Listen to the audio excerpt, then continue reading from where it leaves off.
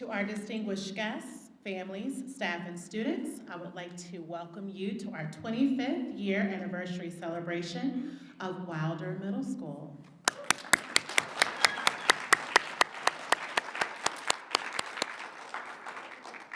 Our administrative team, Mr. Reinstein, Ms. Hill, and Mr. Elmore, and I want to thank you for being here to honor our beloved school.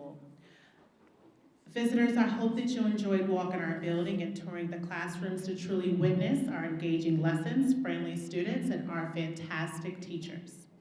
We are proud of our school and consider it a privilege to continue the legacy of the Honorable L. Douglas Wilder. Our school is equipped with an amazing team of teachers, support staff, custodians, maintenance technicians, food service providers, counselors, and coaches who go above and beyond every single day to impact the lives of our students. Thank you, team, for your hard work and dedication. I'm thankful for each of you. We could not do this work without the support of our director and our school board representative. So at this time, I welcome Dr. Champ, followed by Reverend Dr. Roscoe Cooper to come and give congratulatory remarks.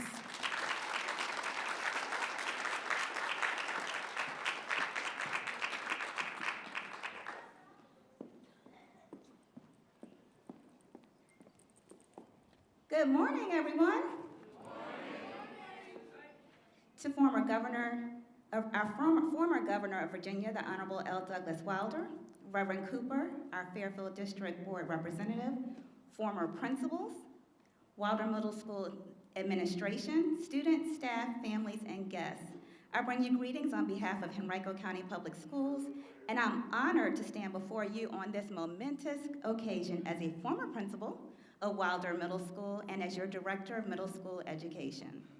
Congratulations to the entire Wilder community for paving the way for thousands of students across the school division in their educational journey, staff members and their educational careers, and community members who live in the Chamberlain community and Fairfield District.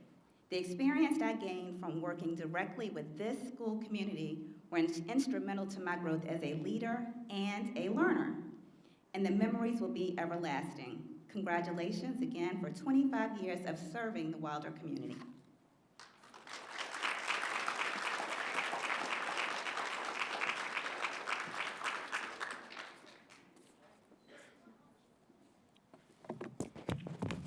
To Ms. Broudy and the entire staff of the Wilder Middle School, and to you students, and to the Honorable former Governor Wilder. As the Henrico County School Board representative, representing the Fairfield District, I am truly honored and happy to be here to give you greetings. As Dr. Champ alluded to, today is a momentous occasion. We are commemorating and celebrating the 25th anniversary of your middle school, the L. Douglas Wilder Middle School. That in and of itself is momentous enough, but what makes this day extra special is that we have in our presence former Governor Wilder himself. Come on, let's give him a hand.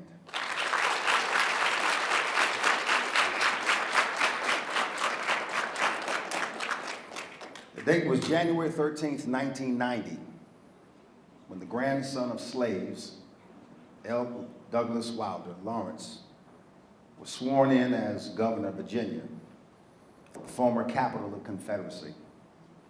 That in and of itself was momentous, but what made it even more special is that he was sworn in as the first African-American governor in the history of our country. I need you to understand that in the history of the United States of America, there have only been 3 elected African-American governors. Governor Wilder, Governor Deval Patrick of Massachusetts, and recently elected Governor Wes Moore of Maryland. Every day when you walk into this building, you are walking into a building that's named after a history maker who is still making history today. That is his legacy, but it also is your legacy as well. Just as Governor Wilder made history, you all are history makers as well. You have greatness in you, and we expect great things from you. Be proud of who you are, be proud of where you go to school, and know that there's nothing you can't achieve, There are no heights that you can't ascend to. And my challenge and my charge to you today is to be great every day. I'm excited to hear the words of wisdom and encouragement from Governor Wilder. Wilder Middle School students, put your hands together once again, and let's give Governor Wilder a hand.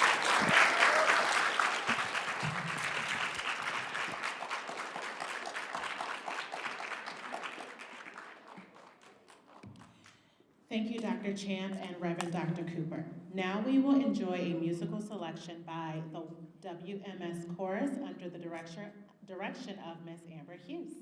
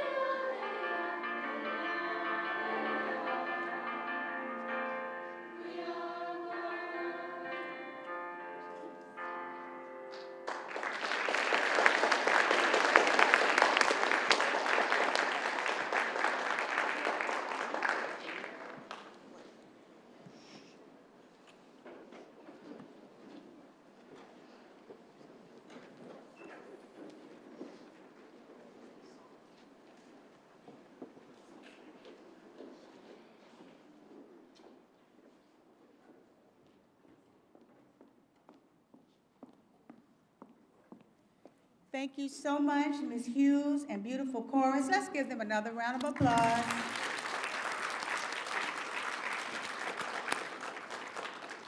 Hola, bonjour, jambo, konnichiwa, oi, namaste. All diverse ways to simply say hello. And boy, do we have a diverse bevy of former principals for Wilder Middle School. So let's meet them. First, it's my honor to introduce, well, Dr. Height could not be here to join us, but he was our first principal, Dr. Billy Height. Next, we have the lovely Mrs. Marilyn Royal. Principal, Ms. Royal, will you stand, please?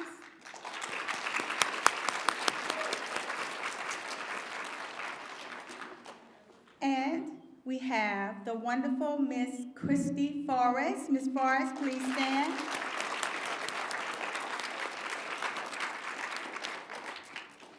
And from there, we have Dr. Sharon Pope, the lovely Sharon.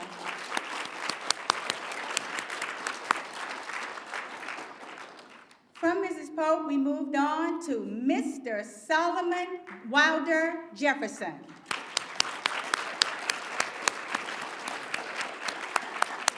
And Wilder really is his middle name.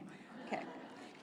And from there, we have, she was already up here, but the charming Dr. Dia Champ. Dr. Champ.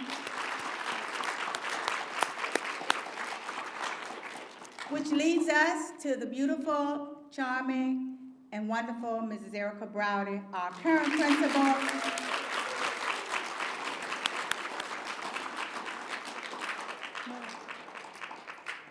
Okay. And at this time, we'd like to know any of you that would like to come up and give a few remarks. Principals? Are you all just going to be principals today and sit back? All right, we understand. Well, it's been our honor to have you as our guest, and I'm going to turn it back over to Ms. Broudy.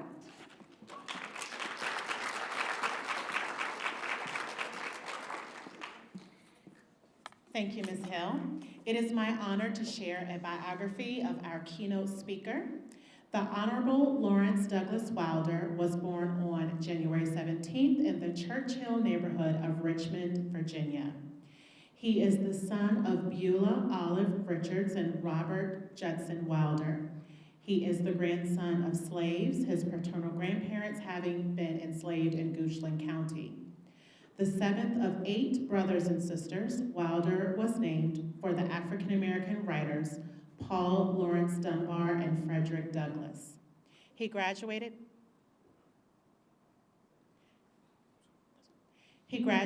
from Virginia Union University in Richmond, Virginia. He worked his way through Virginia Union University, a historical Black university, by waiting tables at hotels and shining shoes, graduating in 1951 with a degree in chemistry. He served in the United States Army during the Korean War. Following the war, Wilder worked in the state medical examiner's office and pursued a master's degree in chemistry. In 1956, he changed his career plans and entered Howard University Law School. After graduating in 1959, he established a law practice in Richmond. In 1969, he became the first African American since Reconstruction to win a seat in the Virginia Senate. In 1985, he was elected as the state's first African American lieutenant governor. And in 1989, he became the first African American to serve as governor of a U.S. state since the Reconstruction era. In 2005, he was elected mayor of Richmond. After leaving office in 2009, he founded the United States National Slavery Museum. In 2004, Virginia Commonwealth University named its School of Government and Public Affairs in honor of former Governor Wilder, where he serves as an adjunct faculty member at the school. In 1996, L. Douglas Wilder Middle School in Henrico County was named in honor of former Governor Wilder. Besides being a distinguished politician and accomplished professor, former Governor Wilder is the proud father of 3 beautiful children, Lynn, Lawrence Jr., and Lauren, who I am sure are very proud of him. Students, staff, distinguished guests, and families, please stand as former Governor Wilder comes to our podium.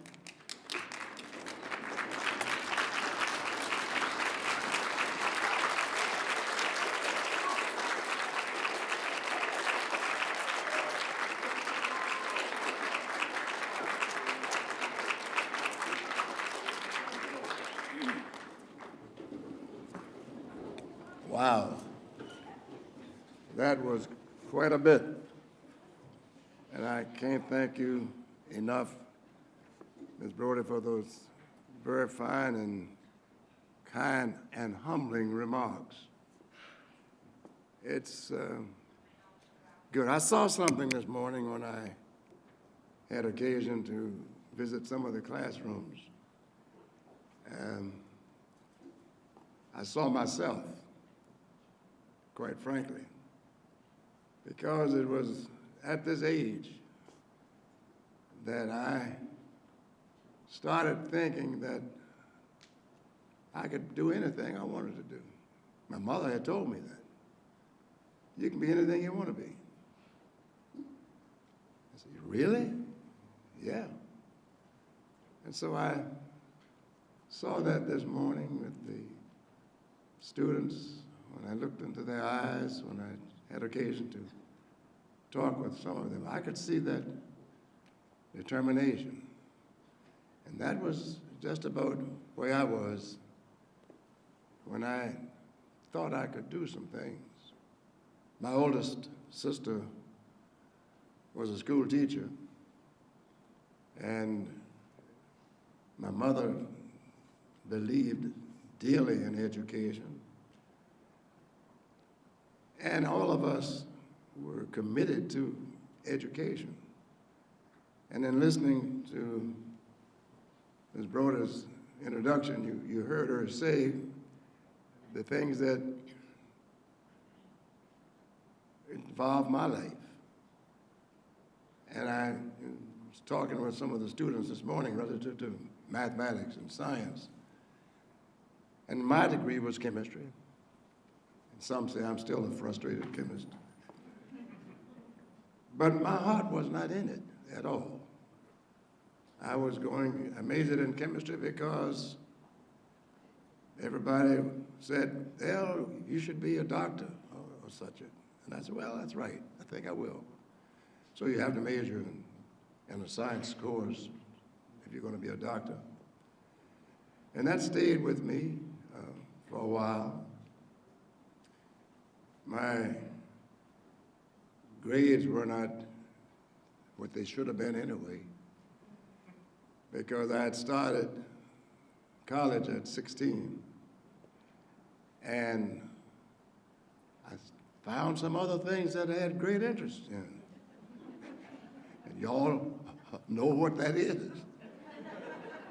All of the prettiest girls in the world. And it had some effect on me, of course. In high school, I was an A student. I got to college, things got a little different. But I went to Korea. And when I went there, some things happened to me that caused me to see life differently.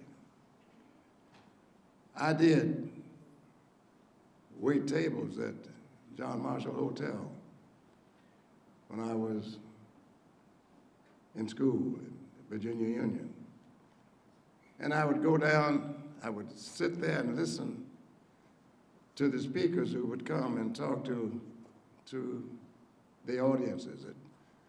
Some of the best speakers in the country would come, and the audiences were all big, outstanding individuals in terms of influence. Most of the waiters would go downstairs during the break period between after serving the dessert before you cleaned up the tables. But I would stay upstairs in the balcony and listen to the speakers. And I would hear them speak about how they wanted to keep things going like they were, and how good it was for everybody things weren't good for everybody. I couldn't go to the University of Richmond if I wanted to go. I didn't have the money anyway. I couldn't have gone to the University of Virginia if I had wanted to go. And I could never understand why that was the case. I knew that other people were doing it. Why not me? What had it to do with the color of my skin? But I went to Korea, drafted after I'd finished Virginia Union. I found myself on the front line in Korea, fighting for the rights and the freedoms of Koreans, when I had no rights and freedoms in my own home. I couldn't understand that. And yet, while there, something happened. Harry Truman had desegregated the armed services and said that no longer will black people be treated any differently from anyone else. That stuck with me, and I believed it. And I recall while there in Korea, things still hadn't changed. Whites were being promoted. We still had trained the whites in their jobs, yet we were not being promoted. But the major had told us when we got there, said, look, you do your job as soldiers, and I'm going to do my job as your commander. Don't try to handle things for yourself. And in that process, ultimately I came to lead a group of soldiers down to see the major, to tell him what we had experienced. And that segregation may have ended, but the practice was continuing. And he said, you recall that I told you to go back to your areas and do what you were supposed to do, and that I would do what I was supposed to do. He said, I'm going to tell you to do it again. And surely enough, things did change. Promotions started coming through. Assignments started being improved upon. When I came back to this country, I said, how is it that we can do certain things in other countries and in the military, but we can't do them here? Even though the military was desegregated, the practice of segregation was still going on. So I was working then in the state chief medical examiner's office. And in the process of doing that, I ran all of the blood alcohol tests in the state. If you got arrested for driving under the influence, I knew it. We were the only office in the whole state. I also was doing things in toxicology, the science of poisons, determining how people died. Did they take an overdose? If someone was killed in a fire, were they really thrown in the fire, or were they?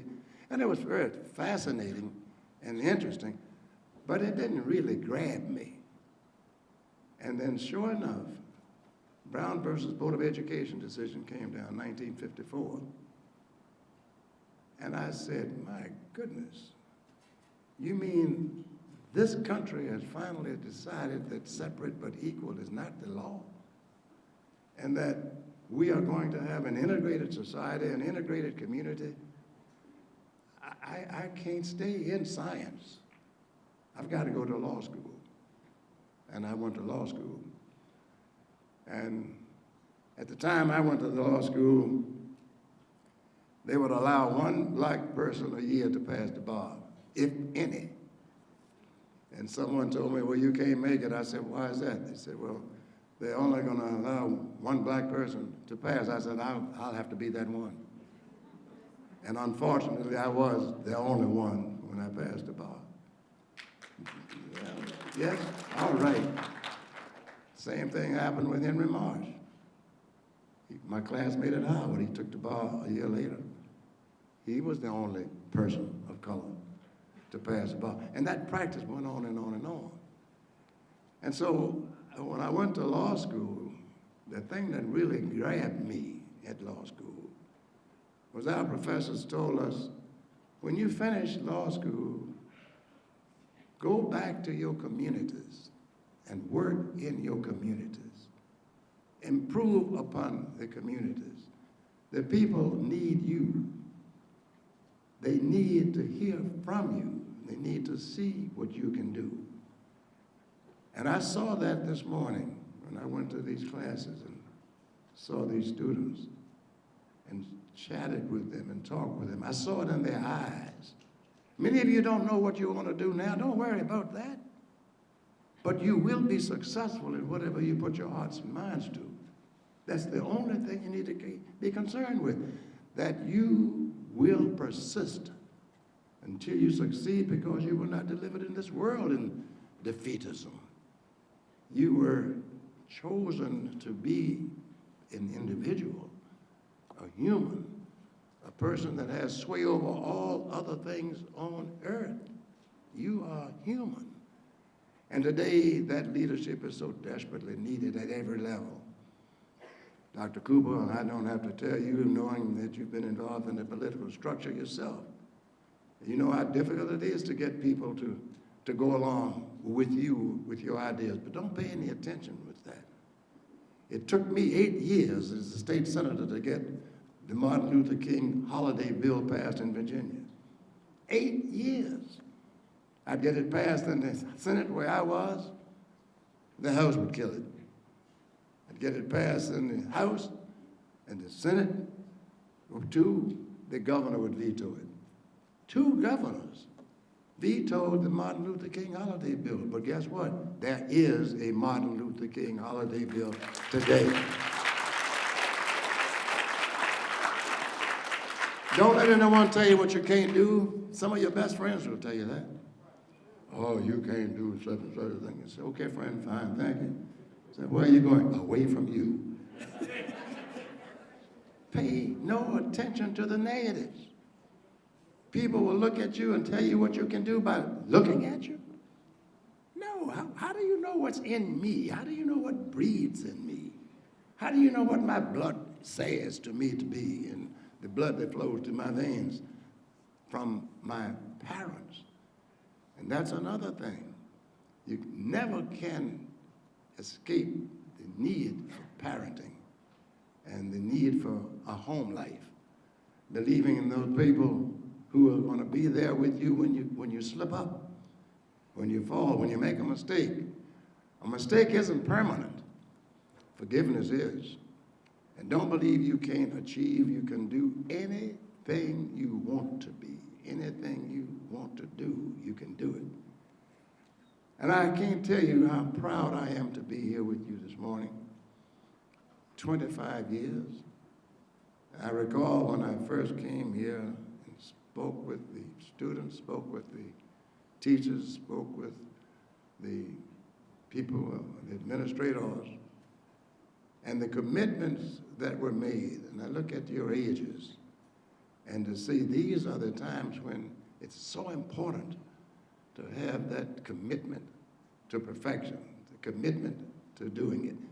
And there is nothing you can't do, nothing. Don't allow money to be an obstacle. If you got to do something, take some time. But don't lose sight of your goal. Never lose sight of what it is you want to do.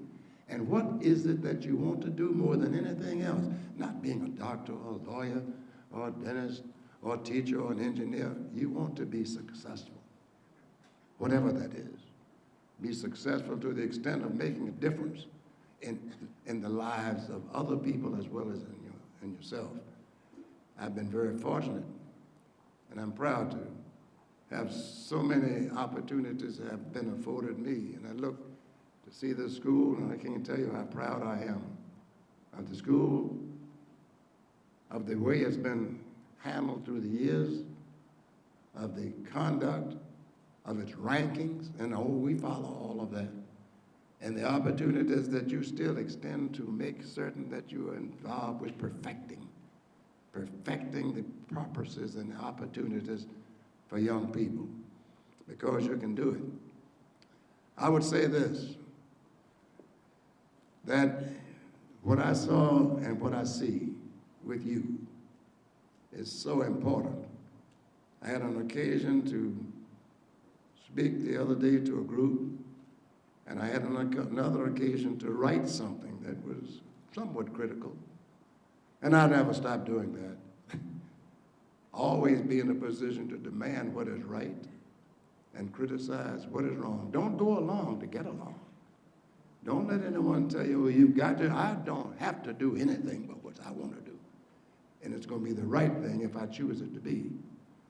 But I had an occasion to speak with someone who, and I'd been doing some things, being somewhat myself, and this person did somewhat similar to that. He wrote something, and it was published in the newspapers and in the media, and it was pretty much some of the stuff that I had been talking about for some while. And he sent me a copy of it, and he said, I just want you to know it, want you to have it. And I said, thank you, and I read it, and I said, this is an excellent piece, a very good piece, fine piece. And he said, yes. And then he wrote me the following day, and he said, but I want you to know that I got the inspiration for writing this piece. Lunch I had with some students. These students inspired me to write the piece because they were telling me what I had not listened to. And so I want your voices, your actions, and your antics to be such as you don't keep them to yourself. Don't be upset because you have not decided definitely what it is you want to be. The only thing that you should be concerned with is being successful. And don't be afraid of failure, because you can turn that around. Don't let it be the bottomless pit in which you fall in that you can't extract yourself from or extricate yourself from. Demand what is right, criticize what is wrong, and never, ever stop believing in yourself. The fact that this school stands as it does stand in terms of its ranking and its recommendations for others to come is a testament to it being there for you. Contribute to it. Make certain that you set an example for others to follow when you leave here so that others can follow you. And I know that in looking at the eyes of the people that I saw this morning, I saw the future leaders of America, the future leaders of Virginia, the future leaders in any numbers of disciplines that you choose. And it doesn't really matter what it is you choose. Just be successful in it. God bless you. Thank you for the opportunity to be with you.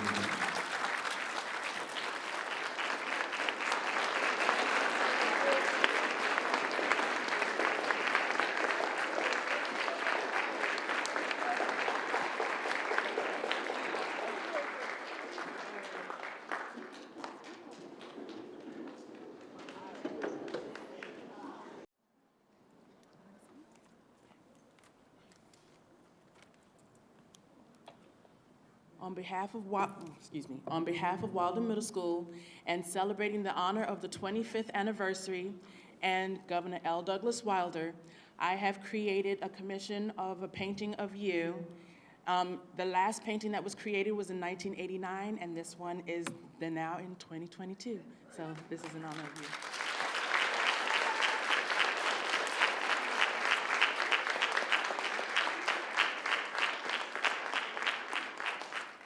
Thank you so much, Ms. Odom.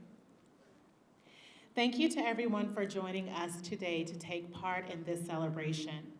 I want to thank the Special Events Committee, the Office and Admin Team, custodians and maintenance, and all of the teachers, counselors, and support staff who played a part in preparing for this day.